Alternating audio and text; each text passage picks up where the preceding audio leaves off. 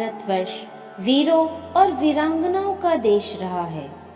हमारे भारत में अनेक ऐसी महिलाएं हुई हैं जो अपने देश और अपने सम्मान की रक्षा के लिए अपने प्राणों की भी परवाह नहीं की है। उन्हीं महान महिलाओं में झांसी की रानी लक्ष्मीबाई भी है। और जब भी रानी लक्ष्मीबाई का जिक्र होगा, झांसी के इस किले को हमेशा याद किया जाएगा। यह किला 1857 की क्रांति का एक महत्वपूर्ण भाग है। बंगरा नाम की पहाड़ी पर बना यह किला ओरछा के राजा वीर सिंह जोदेव ने 1613 में बनवाया था। कुछ समय तक इस पर मुगलों का अधिकार रहा और उसके बाद मराठाओं के अधिकार में यह आ गया। अंतिम राजा गंगाधर राव की मृत्यु के बाद अंग्रेजों की कूटनीति के कारण इस किले पर अंग्रेजों का अधिकार हो गया।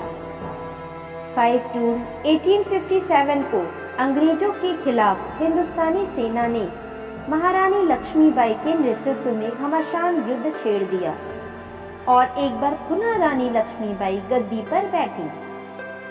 23 मार्च 1858 को अंग्रेजों ने ह्यू रोज के नेतृत्व में दुर्ग की घेराबंदी की और अपने कुछ विश्वासघाती सरदारों के कारण रानी को अपना किला छोड़ने पर विवश होना पड़ा और अंततः उन्हें अपने देश की खातिर अपने प्राणों का बलिदान देना पड़ा।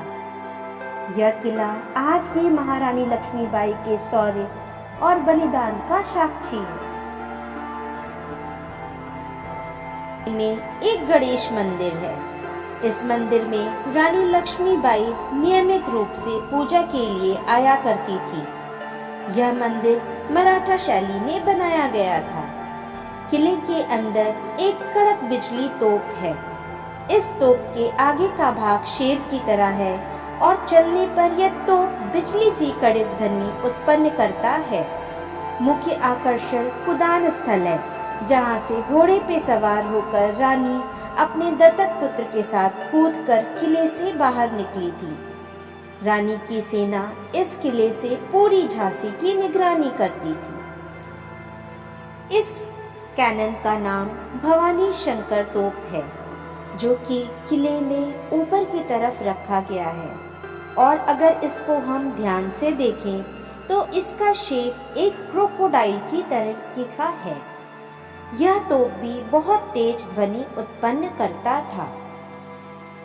किले के अंदर गुलाम गौस खां, मोतीबाई और खुदा बख्श की समाधियां भी हैं। 1842 में महाराज गंगाधर राव का विवाह मणिकर्णिका से हुआ, जो आगे चलकर महारानी लक्ष्मीबाई के नाम से प्रसिद्ध हुई।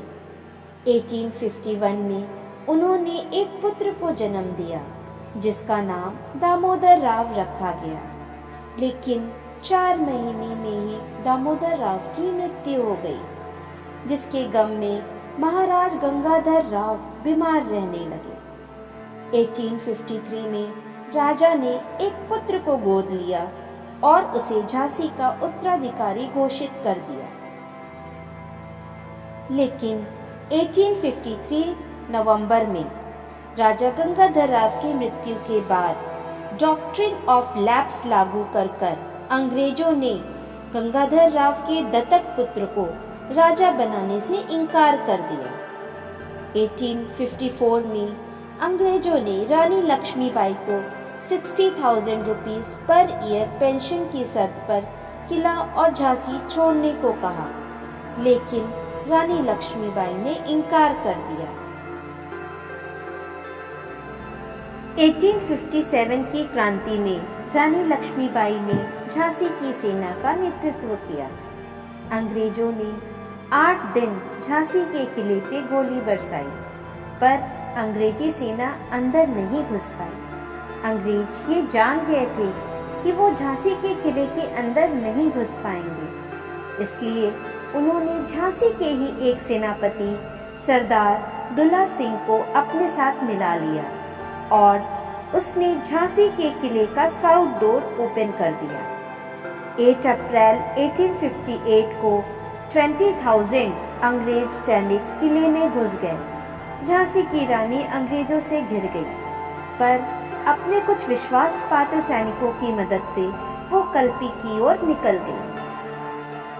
स्वतंत्रता के इस लड़ाई में रानी तो शहीद हो गई, लेकिन यह किला उनकी गौरव गाथा को आज भी गाता है।